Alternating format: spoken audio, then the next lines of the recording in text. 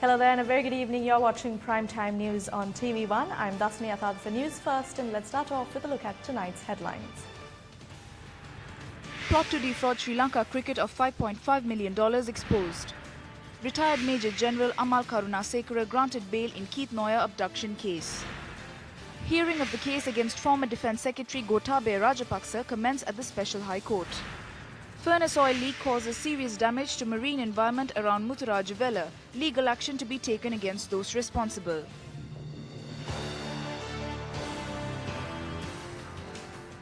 In your local news, indictments were served on former Secretary of Defence Gotabaya Rajapakse and 6 others for the misappropriation of 33.9 million rupees in public funds at the Permanent High Court trial at Bar today.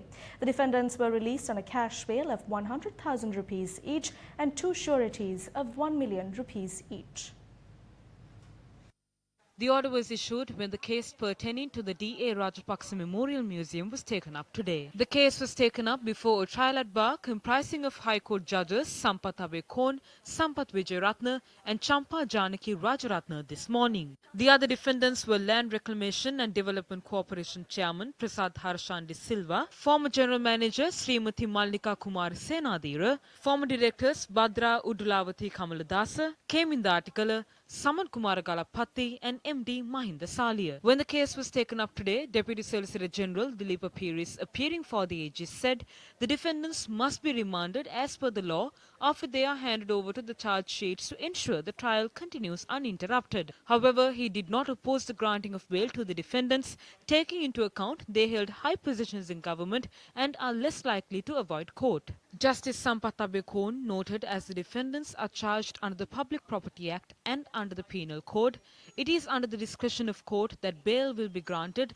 and if bail is granted, there needs to be approval from the Attorney General. Court issued an order barring the defendants from travelling overseas and granted bail under the condition they surrender their passports to court. The case will be taken up on the 9th of September.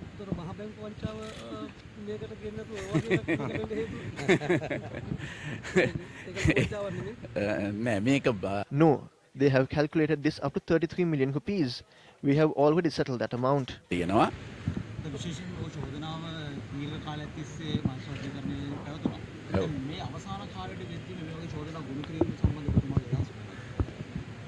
That is the government policy.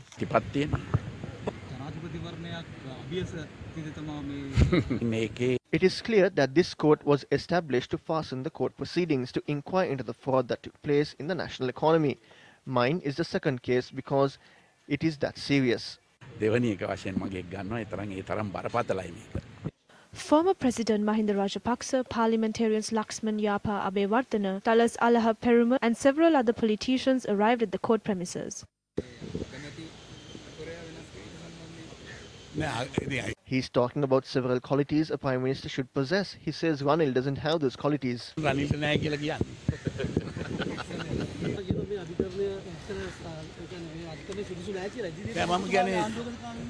We should think about the court that has been established now. The cases filed now in this situation will not be over by that time.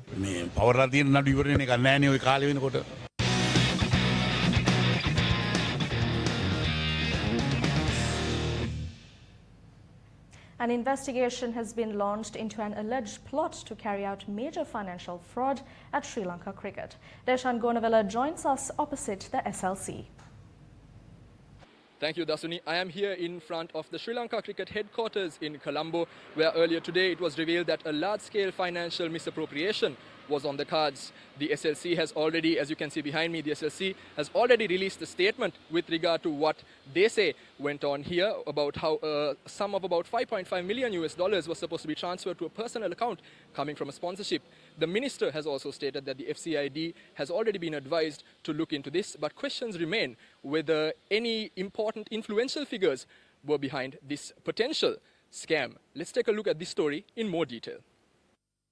Issuing a media release this afternoon, Sri Lanka Cricket announced that SLC was able to successfully avoid a fraudulent attempt to transfer US dollars 5.5 million of SLC's media rights sponsorship funds, which was due from an international media network to an offshore account. The media network had queried SLC CEO Ashley De Silva regarding the attempt, and a subsequent inquiry had divulged the fraudulent act, quote-unquote, before it was executed through bogus means. SLC states that immediately upon finding of the attempted fraud, Sri Lanka's cricket CEO Ashley De Silva lodged a complaint to the Financial Crimes Investigation Division this afternoon to probe the attempted fraud. According to sources at SLC, instructions to transfer the funds to a private account in Hong Kong had been issued via email. Notably, SLC had not seen fit to divulge the identities of the perpetrator or perpetrators of the plot in this media release. The media release also notes that steps will be taken to carry out an audit of transactions at SLC over the past year. When Newsfirst made inquiries from the Inspector General of Police at 5:30 p.m. today regarding the complaint lodged with the FCID, he noted that he had not been informed of such a complaint. Incidentally, even Sports Minister Faisal Mustafa was unable to confirm whether the complaint had been lodged with the Financial Crimes Investigation Division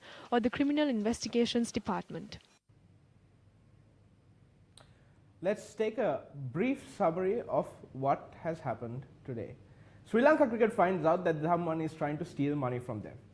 They stop them from stealing the money, and then they file a complaint and nothing is happening. Imagine the same scenario being played out in a different location. Imagine you're on a public transport, like a bus. Imagine you're on a bus. Someone tries to steal your wallet. They take your wallet. The people in the bus get together and catch this guy. What happens? Just because you get the wallet back from the person who stole it from you, does that mean that the person who stole the wallet goes away free? So in this case, it has been a couple of days since this event transpired. So what action has been taken? Remember, we are not talking about a couple of thousand rupees. We are talking about 5.5 million US dollars, 880 million Sri Lankan rupees that was coming in to Sri Lanka Cricket. This is a considerable sum of money. Imagine that this money was diverted into a separate account for a single day. Imagine the interest that these people could rake in just by transferring the funds and holding it for a single day. So this is a serious issue, and we are concerned because no action has been taken as yet. Now, according to the press release issued by Sri Lanka Cricket, as soon as Sri Lanka Cricket got to know of this, Sri Lanka Cricket CEO Ashley De Silva filed a complaint with the FCID based on the instructions issued by the Minister of Sports, Minister Faisal Mustafa. Let's take a look at the FCID. Now, the FCID is a project that was launched by this current administration when they came into power back in 2015 with the aim of cracking down on fraud and corruption.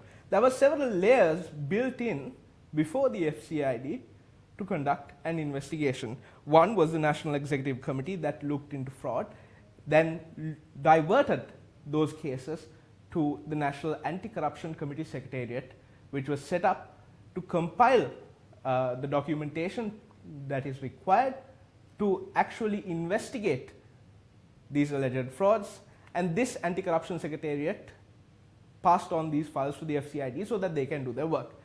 Now, the Anti-Corruption Committee Secretariat is no longer there. So that means there is no way for the FCID to get new cases. So that means the FCID goes directly under the purview of the Inspector General of Police, or the IGP. So we called the IGP today at around 5:30 and we asked him, hey, look here, there is something like this. The Sri Lanka Cricket is saying that they have filed a complaint with the FCID. Are you aware of something like this? He said, well, the FCID has not informed me as of now. This was at 5:30 this evening. So the question is there someone attempting to hide this under the carpet or push this under the carpet and let it die a natural death? We are pretty sure that subject minister, Minister Faisal Mustafa, who is a learned President's Counsel, is aware of how the FCID functions. We are pretty sure that he has a lot on his plate because he has another ministry to take care of. We know how he acted when he brought in the 19th Amendment to the Constitution and took away powers from the President and slowly vested them with the Prime Minister. We know the amount of trouble that he had trying to bring the local government election to fruition, and we know the trouble that he is having trying to get the provincial council election off the ground. So the question once again that arises is there someone trying to bury this investigation? Because this is a considerable amount of money, as I mentioned earlier, $5.5 million, 880 million Sri Lankan rupees. Now we know that when such large figures are involved, there can't be just one person involved in a scam like this. There are possibly a number of people who are behind this and who are involved in underhanded dealings in order to push something of this nature through. So if that is the case, is this why the investigations into this are taking such a lethargic state? Is this why investigations are moving at a snail's pace? Based on what we have reviewed so far, you may understand the FCID may not be the proper institution to handle such a case. So why did the minister in charge instruct the CEO of Sri Lanka Cricket to go before the FCID? He could have simply asked them to go before the CID or to go to the Inspector General of Police himself. The CID in the recent past has done a great amount of work and has done some good work, especially when it came to the Presidential Commission on the bond scams. Maybe they are concerned that the CID might continue their good work and bring all the underhanded dealings that are hidden away inside Sri Lanka Cricket to the front or to the spotlight. Maybe this is why they took the decision to slowly give it to the police FCID instead of giving it to the police criminal investigations department or the CID. We believe that this is only the tip of the iceberg and that there is much more that could be unearthed if a proper forensic audit is done on Sri Lanka Cricket and if a proper investigation is done by the CID. Now, we all know that cricket is a great uniting force in the country. There are a lot of people who worked hard to bring cricket to where it is today in this country. Cricket was developed in this country to this level not to allow people to make it a platform for them to steal. So, Newsfirst, of course, will be keeping a close watch on the investigations that may or may not occur and what will happen about this fraud that has been revealed. Meanwhile, in an exclusive interview with Newsfirst in December last year, Auditor General Gamini Vijayasinghe expressed these views on such transactions. Now, the issue that we are talking about is $5.5 million or 880 million Sri Lankan rupees attempted to be taken away from Sri Lanka Cricket into a private offshore account. Let's listen to what the Auditor General had to say in December. Sri Lanka cricket ආයතනය කැඳවීමක් කළාද COPE කමිටුව හමුවට. කැඳවුවා. මොකක්ද පදනම් වෙච්ච කාරණා? මේ අවභාවිතය Misappropriation and the collapse of fiscal discipline is rampant everywhere. This institution too has functioned continuously outside the purview of the Auditor General. However, we compile the reports and submit it to COPE as a result of the summons. We have been able to identify several financial shortcomings. However, the problem is that these institutions are stubborn. Decisions that are necessary for financial security are not being taken, and an effort is underway to continue to operate the institution as in the present. It is a major problem. ගැටලුවක්. දැන් මේ cricket ආයතනයේ සභාපතිවරයා COPE කමිටුව හමුවට ආපු වෙලාවේ ටිකක් උරණුණා කියලා මාධ්‍යයට දැනගන්න ලැබුණා. එහෙම වෙන්න තරම් මොකක්ද හෙළි වෙලා තියෙන කරුණු? අපිට වර්තමාන The Auditor General has a responsibility to highlight problems in the present and also highlight losses that could be incurred in the future. This was the problem. We conducted inquiries and submitted a report on the incidents that could occur in the future. There were problems regarding this, but I believe that this is being rectified now. නිවැරදි කිරීම දැන් සිදුවීම් පවතිනවා කියලා. ඔබට පුළුවන් ද රටට කියන්න ජනතාවට දැනගන්න මොකද ක්‍රිකට් කඩාවැටීමත් එක්ක ක්‍රිකට් ආයතනයේ දෙස මුළු රටම බලාගෙන ඉන්නවා. මොකක්ද ඒ වෙන්න කිය අරතුර? නෑ ඒකේ The reason for this is that we saw that SLC had established a separate company. This was not accounted for and there was no knowledge of it. However, a large sum of international transfers had been made to this account. We submitted to COPE that such transactions had taken place. These are now being investigated and inquiries are being made. පත්වීම දැන් කෙරෙමින් පවතිනවා. ඒ ගිණුම් කාගේ නමින් පවත්වගෙන කියවද? ඒක A separate association was established and it was the officials of the cricket board who had been named as trustees of this association. කළ තිබුණේ cricket board එකේ. සභාපතිතුමා ඇතුළු නිලධාරීන් මේ සමාගමේ ඉන්නවා. එහෙම තමයි සමාගමේ රෙජිස්ට්‍රේෂන් තිබුණේ. ඒ නිසාද සභාපතිවරයාට ටිකක් තරහ ගියේ? ඒවත් හේතුවක් වෙන්න ඇතිව.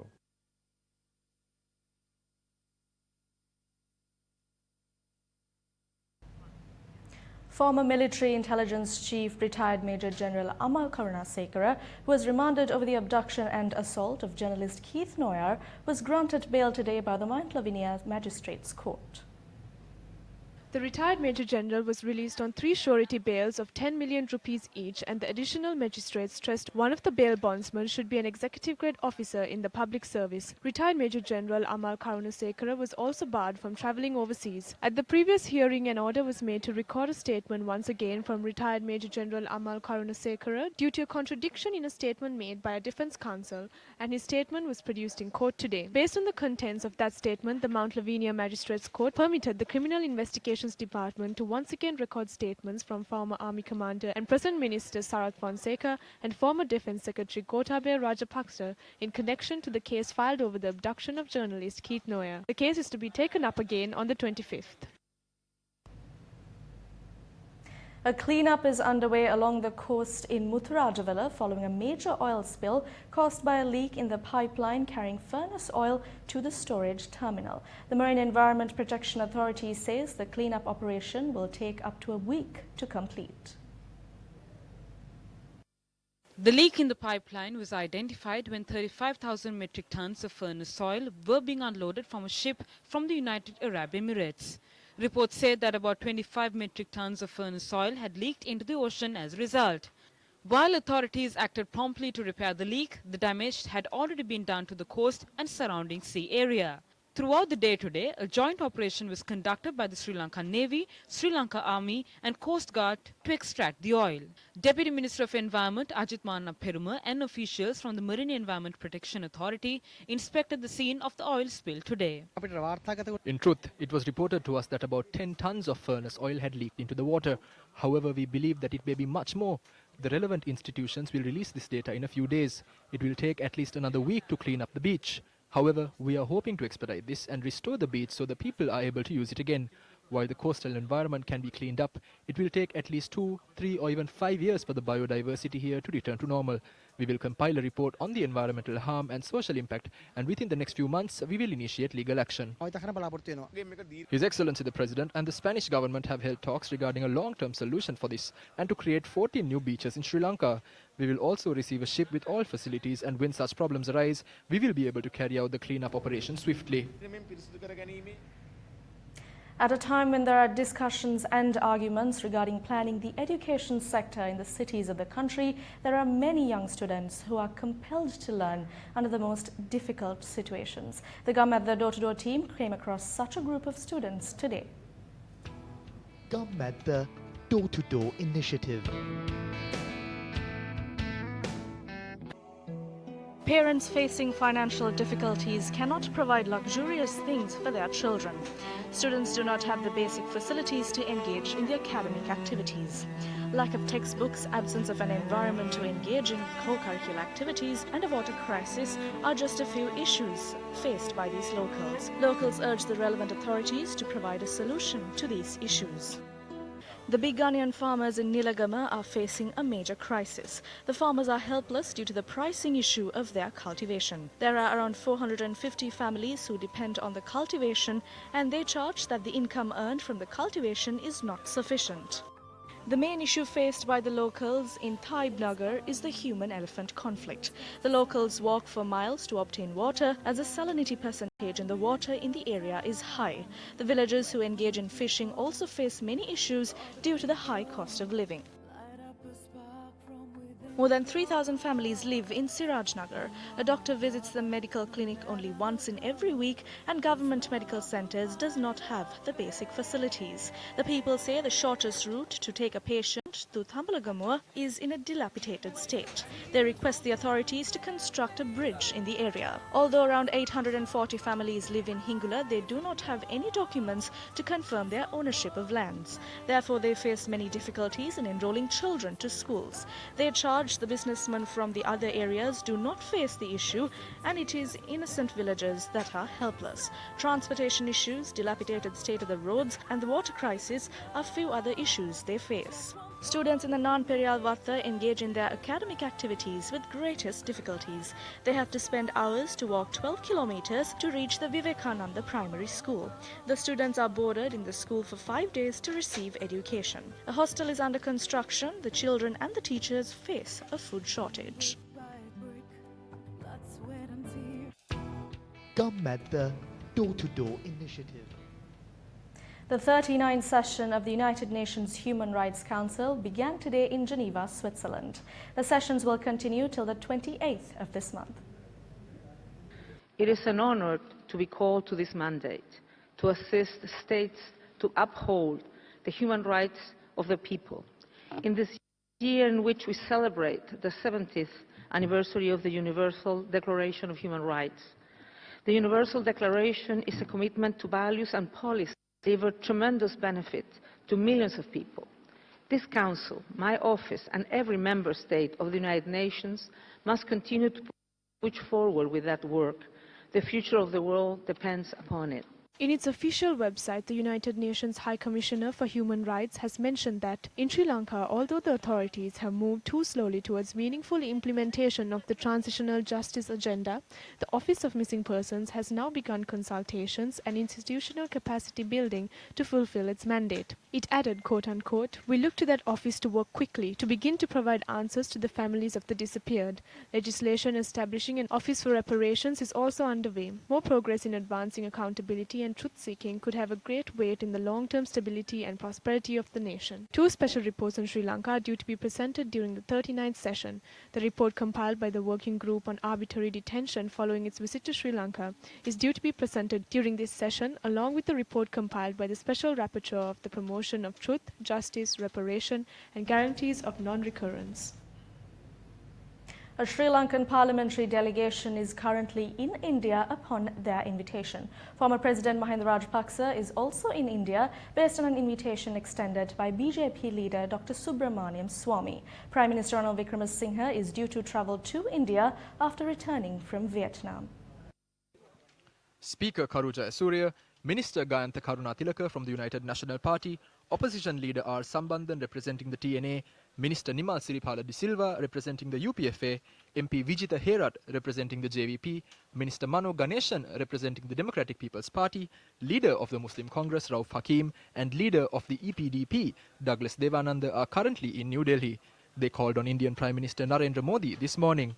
The delegation then met Indian Foreign Minister Sushma Swaraj.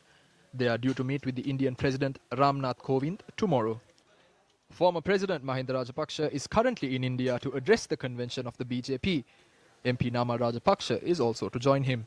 It is reported that Prime Minister Ranil Wickremesinghe too will be touring India following his tour of Vietnam.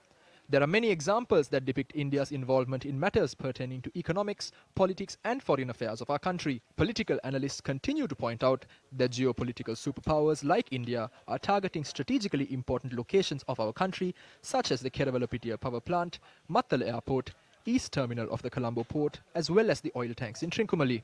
It is clear that India is trying to grab power in Sri Lanka in a similar manner to what happened in Nepal. In 1987, India took measures to send in the peacekeeping force under the premiership of Rajiv Gandhi, creating political turmoil in the country. It was the strong decision of President Ranasinghe Premadasa that drove the IPKF away in 1980. Is the government aware of the Indian involvement in the country and the real nature of this involvement? For your attention. The 120th model village constructed under the Samata Sevana Yali Pibidena Udagammana program was vested with the public today. The event was graced by Minister of Housing and Construction Sajid Premadasa.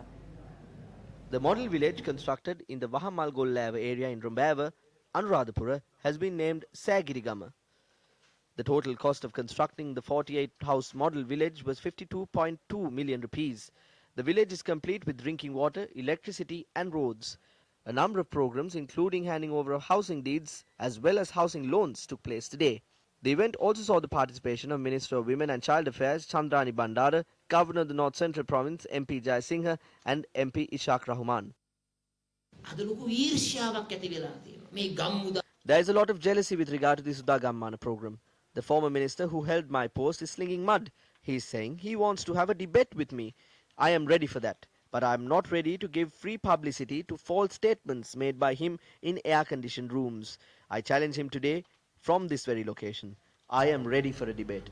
I would like to invite him to one of the Udagammana openings so we can work and debate then. Issuing a release yesterday, the Sri Lanka Army said that it strongly condemns criticisms attributing to the government, the Ministry of Defence and the Command of the Army, which are intended to serve personal and political agendas. Minister of Wildlife Field Marshal Sarath Fonseca spoke about it following an event in Kelaniya. The current army commander was a brigadier who was in charge of several files when I was fighting the war. If he thinks that he knows better than us, he is blabbering. The army commander has provided instructions to shut down 33 battalions. It is understood that he is working according to his whims. This is the only army commander who reached the post without going to military school. He was to retire as the 4th in the army. He reached this position because of the actions of the others and not because he was talented. He is expressing ideas undermining people who have made many sacrifices. The army always supports the religious places. This army commander has stopped all of that. He has to learn to comb his hair first as a respectable state sector employee. He is bald like Idi Amin. I have not seen any army commander like this anywhere else in the world.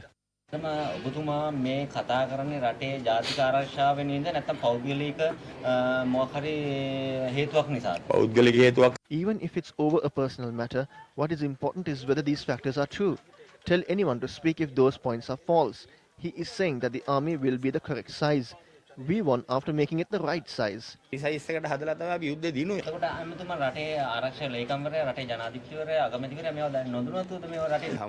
army commanders should usually advise them. If this person is providing the wrong advice, the President and the Prime Minister cannot be blamed. State Minister Ruwan Wijewardena has condemned the false statements being made on national security. Issuing a communique, the State Minister said such misleading statements on the decisions taken by the 3 armed forces on national security are being made by those who seek to make political gains. He says over the recent past, such groups have engaged in futile attempts to establish false information in society on national security. The State Minister stressed that the government considers national security as a top priority and makes decisions only after a review. And since 2015, those who are greedy for power and have other ulterior motives have made attempts to establish false information on national security, especially with regard to the North and East in society. The State Minister said the 3 armed forces have strengthened all strategically important camps and only released land to the public following a thorough security assessment. The statement goes on to note that state-sponsored military exercises are taking place continuously and more financial provisions have been provided for this purpose.